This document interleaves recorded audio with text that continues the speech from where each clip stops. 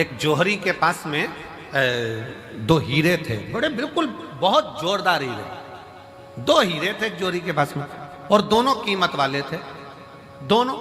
पर जौहरी को मालूम था, उसके बाप ने, उसके पिताजी ने बताया था, उसके पिताजी बोले थे कि इसमें एक हीरा असली और एक हीरा नकली। अब जिसको भी दिखाता वो तो हीरे वाले कह देते हैं नहीं दोनों एक जैसे हैं, दोनों सेम, दोनों की क्वालिटी, दोनों का कैरेट, दोनों का नक्काशी, दोनों एक जैसी, दोनों की कीमत करोड़ों में। परंतु उसके पिताजी ने कहा था कि इसमें एक हीरा असली है और एक हीरा नकली। अब जौहरी ने विचार करा, पिताजी ने अच्छा खासा व्यापार दे दिया कि इसमें एक हीरा असली और एक हीरा नकली।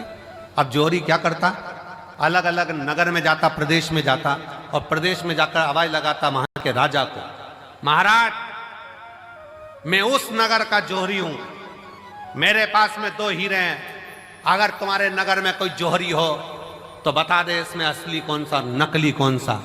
अगर किसी जौहरी ने मुझे नकली हीरा बता दिया इसमें से तो मैं अपनी पूरी प्रॉपर्टी, पूरी जमीन उसको दे दूंगा, और अगर नहीं बता पाया महाराज तो आपको राजघराने में से 5000 एकड़ जमीन, 5000 बीघा जमीन और 1.25 लाख सोने की मोहर देना पड़ेगी।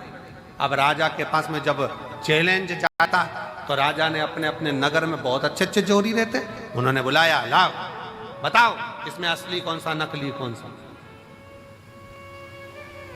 इसमें से बताया जाए असली कौन सा नकली कौन सा।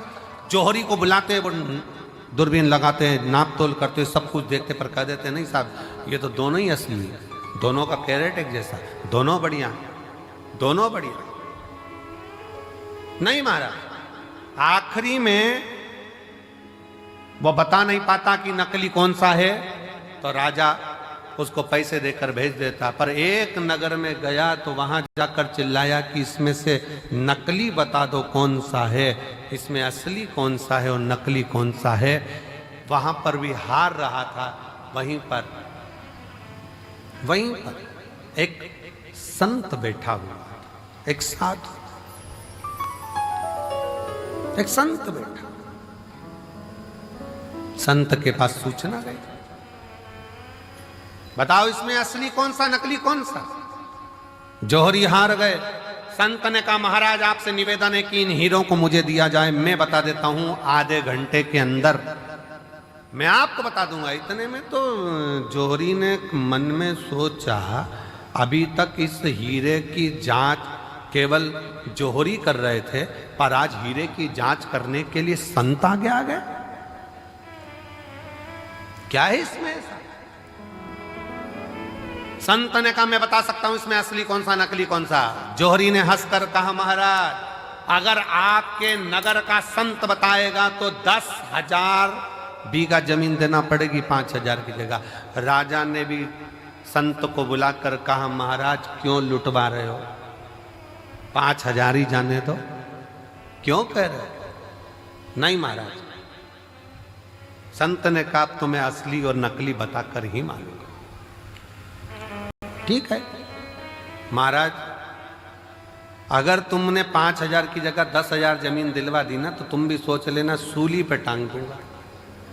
राजा कहे, संत कहे मंजूर है तुम मुझे सूली पर टांग देना, पर आज बता के मानूंगा इसमें असली हीरा कौन सा नकली कौन सा। तो ले जाओ। संत दोनों हीरो को ले गया, दोनों को ले जाके जमीन पर रख दिया, दोनों को रख दिया।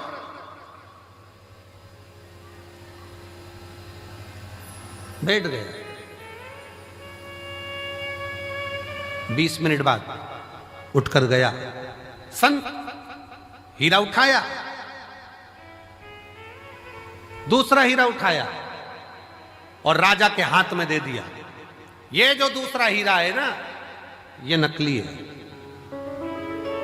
जौहरी ने कहा तुम कैसे कह सकते हो कि ये असली और ये नकली है। संत ने कहा थोड़ी सी गर्मी पाकर जो गर्म हो जाता है वो कांच है, थोड़ी सी गर्मी पाकर भी जो ठंडा रहे वो हीरा है। धन की थोड़ी सी गर्मी पाई और गर्म हो गए तो मुझे जानता नहीं है, पहचानता नहीं है, मैं ये हूं, मैं वो। कांच, काया की थोड़ी सी गर्मी मिल गई, मैं बड़ा सुंदर, मैं बड़ी सुंदर, मैं बड़ा सुंदर, बड़ी सुंदर। काया की गर्मी आ गई, बात बात में कह देना अपना चेहरा देख कर आ, चल अपना चेहरा देख कर आ। गर्मी कांच का टुकड़ा, धन की गर्मी, वैभव की गर्मी, सत्ता की गर्मी, जरा सी कुर्सी आई, पद मिल गया, प्रतिष्ठा मिल गई, कुर्सी मिल गई, सत्ता मिल गई, अहंकार में फूल गए सब।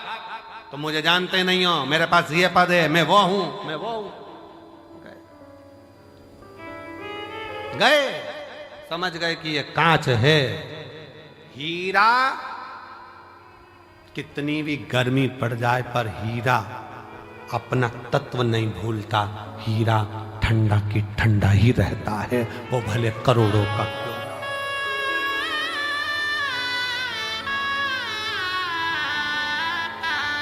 हीरा हीरा है, वो करोड़ों का है तो भी नहीं कहता मैं कितने का हूं।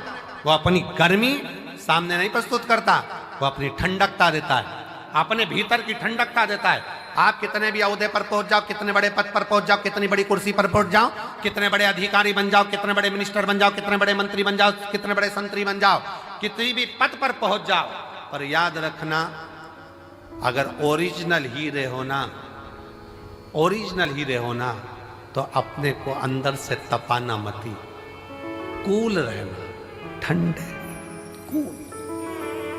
जरा सा वैभव आया, मकान बन गया, जोरदार बंगला बन गया, जोरदार गाड़ी आ गई और मालूम पड़ा किसी को गिने ही ना तो समझ लेना कांच का टुकड़ा है, थोड़े दिन का, हल्का सस्ता।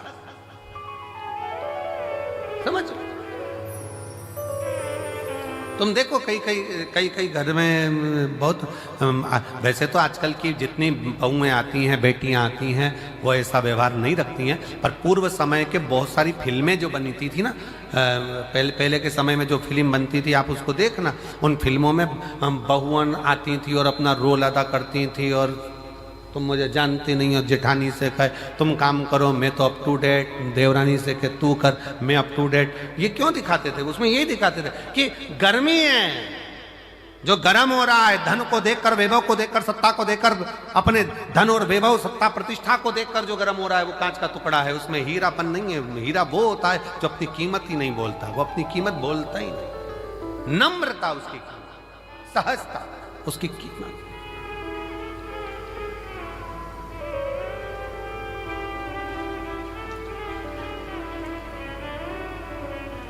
उसकी एक ही कीमत है, वो सहजता, उसकी सरलता।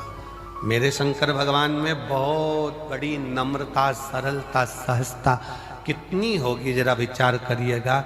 दुनिया के लोग अमृत पी रहे हैं उनके सामने और उनको विष का कटोरा रख दिया गया, विष का कटोरा। ए मेरी जीजियों, एक बात बताएं आपको, बहुत सावधानी से सुनना, बहुत सावधानी से। तुम्हारे घर में शादी है ना, और शादी में सारे वीआईपी आए हैं ना, उन वीआईपीओं के लिए अलग से व्यवस्था है और तुम्हारे लिए एक साधारण सी व्यवस्था है। साधारण, बहुत समझना, बहुत।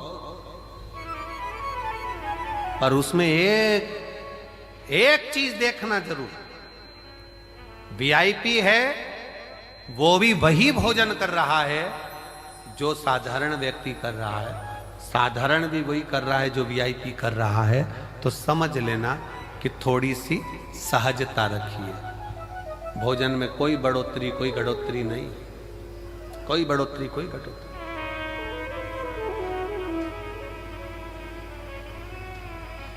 विवाह में आए, शादी में आए और अहंकारिता का शब्द का संबोधन तुम्हारे भीतर आ गया तो वो श्रेष्ठता नहीं है। कांच गर्म हो जाता है, हीरा गर्म नहीं होता। हीरा की सस्ता है, कूल रहना, ठंडा रहना, सरल रहना। धन कितना भी बढ़ जाए, कितने बड़े भी वैभवपति बन जाओ, धनपति बन जाओ, सत्तापति बन जाओ, तुम्हारे पास में कुछ भी आ जाए, पर अपनी नम्रता को मत खोना, अपनी नम्रता।